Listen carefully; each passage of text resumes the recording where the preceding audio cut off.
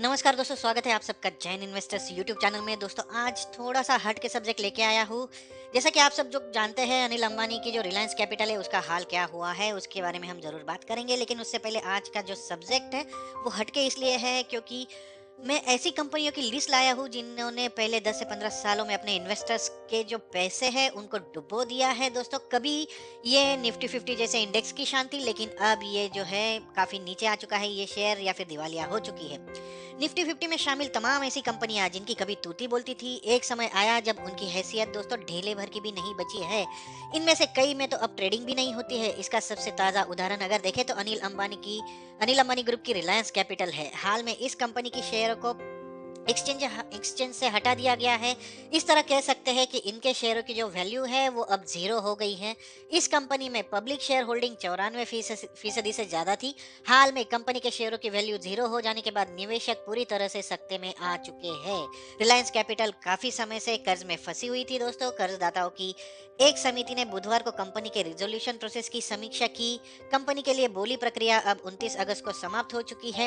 Reliance capital के अधिग्रहण के लिए इंडसइंड बैंक, अमेरिका की जो संपत्ति प्रबंधन कंपनी ओक ट्री कैपिटल है, और टोरेंट ग्रुप की 6 कंपनियों ने बोली लगाई है। कंपनी के शेयरों में कारोबार फिलहाल के लिए रोक दिया गया है और डीमैट से सभी शेयर डेबिट कर दिए गए हैं। दोस्तों तो आज ऐसी कंपनियों की लिस्ट हम देखने वाले हैं, जैसे कि बताया, जो कभी निफ्टी 50 इंडेक्स जैसे इंडेक्स की शान हुआ करती थी।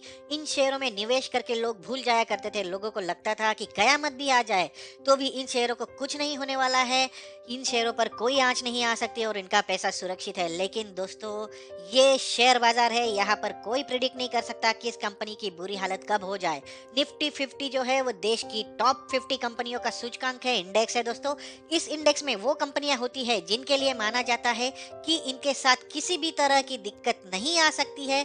लेकिन बीते 1 से 1.5 दशक में इन्वेस्टर्स का कॉन्फिडेंस, निवेशकों का यह भ्रम टूट गया है। दोस्तों इनमें से अगर देखें तो कुछ कंपनियां जो है पिछले कुछ सालों में कई दिग्गज शेयरों ने अपने निवेशकों को मायूस किया है। सिर्फ मायूस ही नहीं किया है दोस्तों, उनका भरोसा तक तोड़ दिया है। ये अर्श से फर्श पर आ चुकी है। इनमें से कई तो दिवालिया तक हो गई। कुछ में कारोबार रोक दिया गया क्योंकि उनके शेयरों का मूल्य बेमूल हो गया।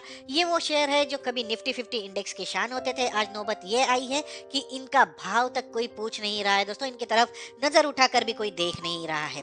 लेकिन सबसे इंपॉर्टेंट सवाल, इससे सबसे ज्यादा नुकसान किसको हो रहा है? दोस्तों जी हाँ, आपने सही पहचाना, रिटेल इन्वेस्टर्स को लग रही है सबसे ज्यादा चपत, सबसे ज्यादा नुकसान हो रहा है। इन सभी के नीचे जाने की कहानी काफी मिलती जुलती है। इनमें से ज्यादातर मामलों में कंपनियों पर कर्ज का बोझ इतना ज्यादा हो गया कि वो उबर नहीं पाई। कर्ज को उतारने के लिए इन्होंने और कर्जा लिया और कर्ज का ये चक्र उन्हें फंसाता चला गया।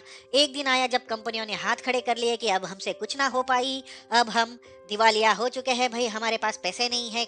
इसके चलते इनका या तो किसी दूसरी कंपनी ने अधिग्रहण कर लिया या फिर ये कारोबार समेट कर बैठ गई। इस पूरी कवायद में अगर देखें तो सबसे ज्यादा नुकसान किसका हुआ? आपके और मेरे जैसे रिटेल इन्वेस्टर्स जो थे उनका ही नुकसान हुआ है। दोस्तों तो चलिए देखते हैं ऐसी ही कुछ और कंपनियों के बारे में जिन्होंने निवेशकों के भरोसे को, उनके कॉन्फिडेंस को चकनाचूर किया है और बहुत ज्यादा चपत लगा चुकी है अपने इन्वेस्टर्स को। इसमें सबसे पहले नाम लूंगा मैं रिलायंस कैपिटल का। हमने इसके बारे में बात भी कर ली है। दोस्तों कंपनी के मार्केट की अभी की कैपिटलाइजेशन जो है 403 करोड़ रुपए है।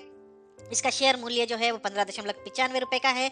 ऑल टाइम हाई देखिए दोस्तों, 2450 2450 रुपए का ऑल टाइम हाई इसने छुआ था। आप जरा सोचिए, जिन्होंने इस कीमत पर इस शेयर को खरीदा होगा तो आज 15,261% का डाउनफॉल देखा है इस कंपनी ने पिछले 14 सालों में।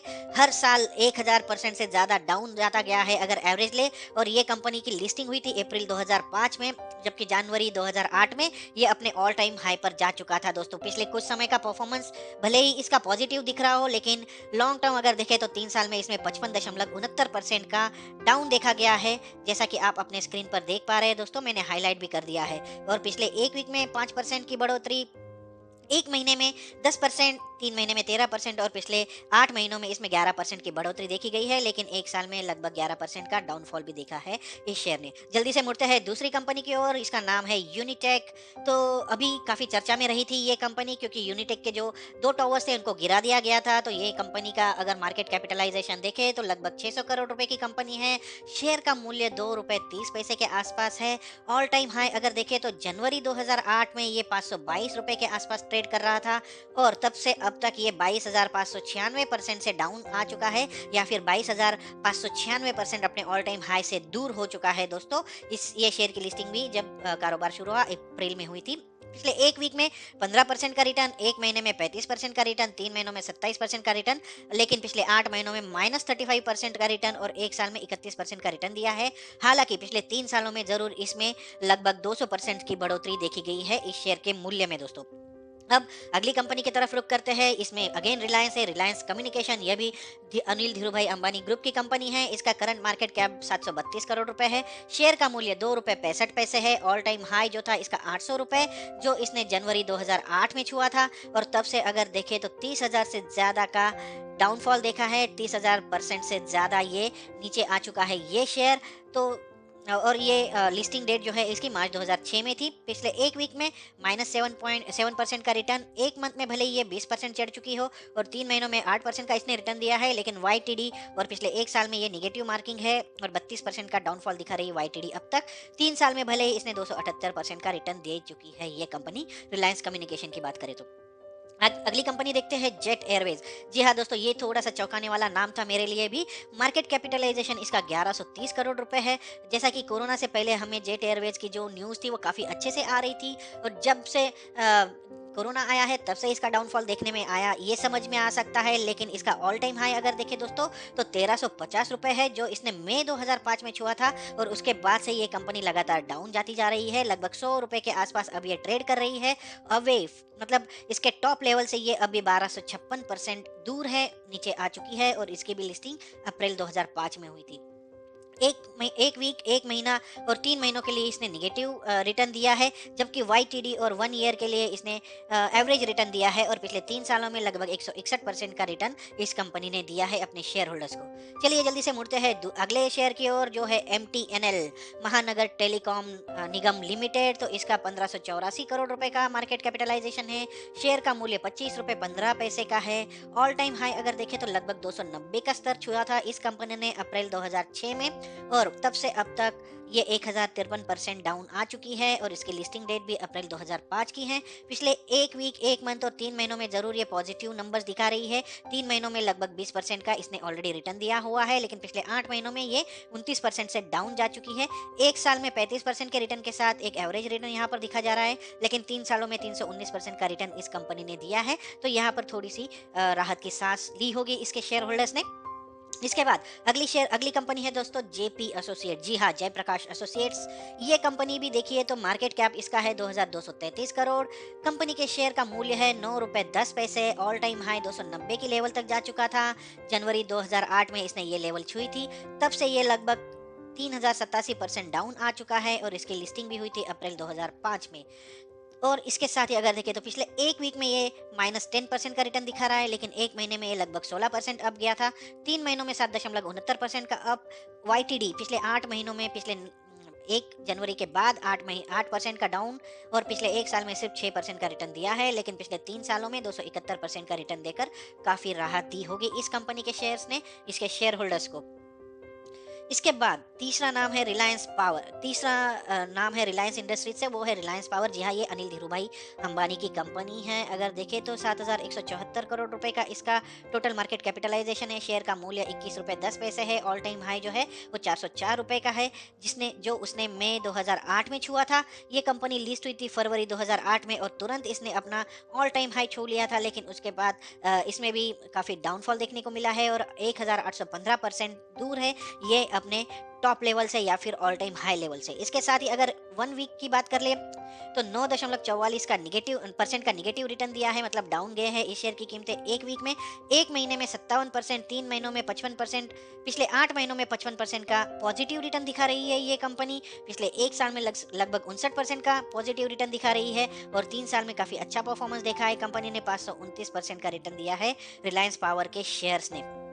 अब आगे चलते हैं और देखते हैं सुजलॉन एनर्जी सुज़लॉन एनर्जी का शेयर, इसके बारे में अगर देखें तो 9,645 करोड़ रुपए की कंपनी है। यहाँ पे एक पॉइंट ज़रूर हाइलाइट करना चाहूँगा दोस्तों, ऐसा नहीं कि सिर्फ पेनी स्टॉक है या फिर छोटी-छोटी कंपनियाँ हैं जिनका मार्केट कैप कम है, उन्होंने अपने शेयर होल्डर्स के पैसों को डुबाया है, ऐसा नहीं है। काफ़ी बड़ी-बड़ी कंपनीज़ है और जैसा कि मैंने बताया कि निफ्टी 50 का हिस्सा थी, मतलब ज़रूर ये टॉप लेवल की कंपनी रही होगी उस वक़्त और उसके बाद इन्होंने मेंटेन नहीं कर सकी और अब ये हाल है। तो चलिए सुज़लॉन के बारे में और बात करते हैं। 9,642 करोड़ रुपए का मार्केट कैप है, अब भी 9.85 रुपए पर आज ये बंद हुआ है। ऑल टाइम हाई अगर देखें तो 395 रुपए का ऑल टाइम हाई है, जो अक्टूबर 2007 में इसने टच किया था और तब से ये 3,910% डाउन आ चुकी है और इसकी लिस्टिंग हुई थी अक्टूबर 2005 में। पिछले एक वीक का परफॉर्मेंस -6% का रिटर्न, एक महीने में जरूर इसने 30% का रिटर्न दिया है, 3 महीनों में इसने 14.53% का रिटर्न दिया है और पिछले 8 महीनों में 3.43% का रिटर्न दिया है इस कंपनी के शेयर ने। इसके बाद अगर एक साल की बात कर ले तो 57.60% का रिटर्न और 3 साल में 212% का रिटर्न इस शेयर ने ऑलरेडी दे दिया है दोस्तों। तो देख सकते हैं आप पिछले एक साल और 3 साल में काफी अच्छा बिजनेस करने के बाद, काफी अच्छा रिटर्न देने के बाद भी ये अभी भी 3,910% डाउन है अपने टॉप लेवल से दोस्तों। आइए अगली कंपनी देखते हैं, वीआई। जी हाँ, वोडाफोन आइडिया। ये कंपनी लगभग 31,000 करोड़ रुपए की कंपनी है, कोई छोटी मोटी कंपनी है नहीं दोस्तों। 31,000 करोड़ रुपए की कंपनी, शेयर का मूल्य 9.65 रुपए।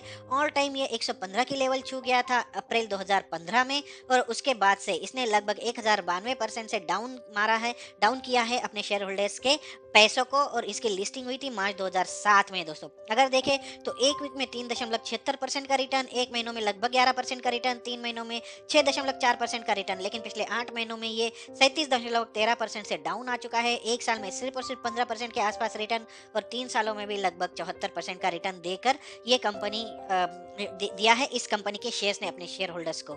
अब अगले इस पर नजर डाल ले अगली कंपनी पर दोस्तों, ये है येस बैंक। जी हाँ, काफ़ी बड़ा नाम है, काफ़ी पॉपुलर नाम था और अगर आप 5 से 10 साल पहले की बात कर लेंगे तो येस बैंक जैसी बैंक इंडिया में नहीं थी, जो प्राइवेट बैंकिंग में सर्विसेज प्रोवाइड करती थी और बहुत ही अच्छी सर्विसेज इसकी रही थी दोस्तों। याद है जब येस बैंक से आपके घर पर आदमी मतलब उनके एग्जीक्यूटिव्स आते थे और आपसे अकाउंट भी ओपन तब से करवा सकते थे, आपसे सारे फॉर्म भरकर लेकर जाया करते थे। तो आइए आगे बढ़ते हैं। मार्केट कैपिटलाइजेशन जो है येस बैंक का वो 43,971 करोड़ रुपए का है। शेयर का मूल्य 17.55 रुपए का है।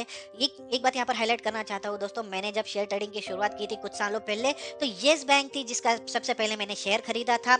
हालांकि मुझे उसमें थोड़ा सा नुकसान भी हुआ था, लेकिन ये हाईलाइट करना चाहता हूँ कि जी हाँ, येस बैंक का शेयर जो था वो काफी पॉपुलर था उस वक्त। ऑल टाइम हाई अगर देख ले तो 375 रुपए तक पहुंच चुका था ये जुलाई 2018। तो काफी मतलब ज्यादा पुरानी भी बात नहीं है, 3-4 साल पहले की ही बात है दोस्तों। तो तब से ये 2037% नीचे आ चुका है सिर्फ 4 सालों में।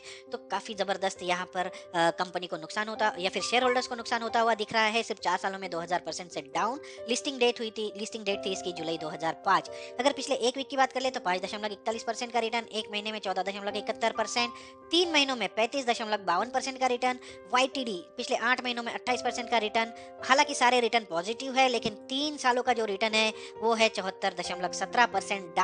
ये माइनस रिजल्ट है और पिछले एक साल में 60.27% का रिटर्न दिया है इस शेयर ने अपने शेयर होल्डर्स को दोस्तों। तो देख लिया दोस्तों, कोई कंपनी या फिर कोई शेयर गारंटीड आपको लॉन्ग टर्म में भी ज्यादा पैसा नहीं दे सकता या फिर आपके शेयर आपके पैसों को 2 गुना, 4 गुना, 6 गुना नहीं कर सकता। यही कारण है कि एक्सपर्ट इन्वेस्टर्स को किसी शेयर में निवेश करने से पहले उसकी बैलेंस शीट चेक करने की सलाह देते रहते हैं। कंपनी कितनी भी बड़ी हो, उसका कर्ज एक दायरे में होना चाहिए दोस्तों, वो उसके टोटल एसेट से ज्यादा नहीं होना चाहिए। अगर कर्जा जो है, डेट जो है, वो कंपनी के एसेट से ज्यादा हो गया तो उस पर खतरे की घंटी बजने लग जाती है। ऐसे और भी कई इंडिकेटर्स है जो कंपनी की माली हालत के बारे में बताते हैं। तो दोस्तों, आशा करता हूँ मेरा ये वीडियो आपको पसंद आएगा और सबसे इंपॉर्टेंट आपकी हेल्प करेगा ऐसे शेयर से बचने के लिए जो शेयर्स आपका पैसा डुबो सकते हैं, जो आपके पैसों का नुकसान कर सकते हैं। तो अगर आपको अगर आपको ये वीडियो पसंद आ गया है तो इसे लाइक जरूर कर दीजिए और अगर अभी तक आपने मेरा चैनल सब्सक्राइब नहीं किया है तो इसे सब्सक्राइब करके बेल का आइकॉन प्रेस करके ऑल का ऑप्शन सेलेक्ट कर लीजिए, ताकि ऐसी नई नई जानकारी, नए नए शेयर के बारे में मैं आप तक शेयर करता रहूँ और आपकी हेल्प करता रहूँ आपकी इन्वेस्टमेंट स्ट्रेटजी में। तो आज के वीडियो में बस इतना ही दोस्तों, मिलते हैं अगले वीडियो में नए शेयर के साथ, एक नई जानकारी के साथ। तब तक के लिए नमस्कार।